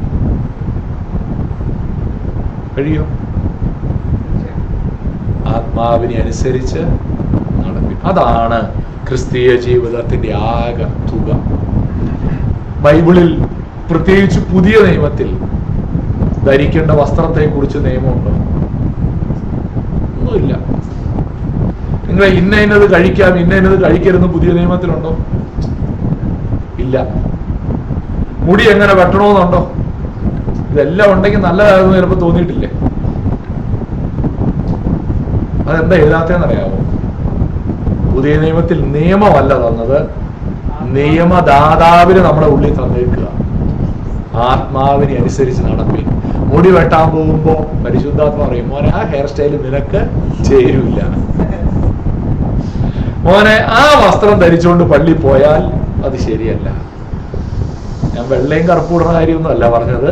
പിന്നെന്താണ്? മാന്യമായി വൃത്തിയായി വസ്ത്രം ധരിക്കുന്നതിനെ കുറിച്ച്. എല്ലാ കാര്യത്തിലും പരിശുദ്ധാത്മാവാണ് പുതിയ നിയമസഭയെ വഴി നടത്തുന്നത്. അതുകൊണ്ട് നമ്മുടെ ജീവിതത്തിൽ ഇന്ന് നമ്മളൊരു തീരുമാനമെടുക്കണം. I will obey the holy spirit. പരിശുദ്ധാത്മാവിനെ അനുസരിച്ച് നടക്കും. ഇന്നു മുതൽ ഞാൻ സ്നേഹിക്കുമെന്നല്ല, ഇന്നു മുതൽ ഞാൻ ദയ കാണിക്കുമെന്നല്ല, ഇന്നു മുതൽ ഞാൻ പരോപകാരമുള്ള വ്യക്തിയായിരിക്കുമെന്നല്ല, ഇന്നു മുതൽ ഞാൻ ആത്മാവിനെ അനുസരിച്ച് നടക്കും. അങ്ങനെ അനുസരിച്ച് നടക്കാൻ തുടങ്ങിയാൽ നാം ജഡത്തിന്റെ അഭിലാഷം നിവർത്തിക്കുകയില്ല. നാം ആത്മാവിനെ അനുസരിച്ച് നടക്കുമ്പോൾ ആത്മാവിന്റെ ഫലമുള്ളവരായി നമ്മൾ മാറും. കർത്താവെ, അതിനായിട്ട് എന്നെ സഹായിക്കണമേ എന്ന് പ്രാർത്ഥിക്കാം. കണ്ണുകളെ അടയ്ക്കാം, ദൈവകരങ്ങളിലേക്ക് ഏൽപ്പിക്കാം, ഹൃദയങ്ങളെ ദൈവസന്നിധിയിൽ സമർപ്പിച്ചാട്ടെ. പ്രാർത്ഥിക്കാം. ഹല്ലേലൂയ. നാം പരിശുദ്ധാത്മാവിനെ കുറിച്ച് വളരെ ദീർഘമായ ഒരു സീരീസ് ആണ് വളരെ ലഘുവായ നിലയിൽ, ലളിതമായ നിലയിൽ പഠിച്ചത്. നമ്മെ തന്നെ ദൈവകരങ്ങളിൽ സമർപ്പിച്ച് പ്രാർത്ഥിക്കാം. ഹല്ലേലൂയ. ഈ വചന പഠനം നിങ്ങൾക്ക് എല്ലാവർക്കും അനുഗ്രഹമാണ് എന്ന് വിശ്വസിക്കുന്നു. ഈ കേട്ടതായിരിക്കുന്ന ക്ലാസ്സുകൾ, ദൈവവചനം മറ്റുള്ളവർക്കുമായി പങ്കുവെച്ചു കൊടുക്കുക. നിങ്ങളുടെ എല്ലാവരുടെയും പ്രാർത്ഥനയ്ക്കും സഹകരണത്തിനുമായി ദൈവത്തിന് നന്ദി പറയുന്നു. ദൈവം നിങ്ങളെല്ലാവരെയും ധാരാളമായി അനുഗ്രഹിക്കട്ടെ.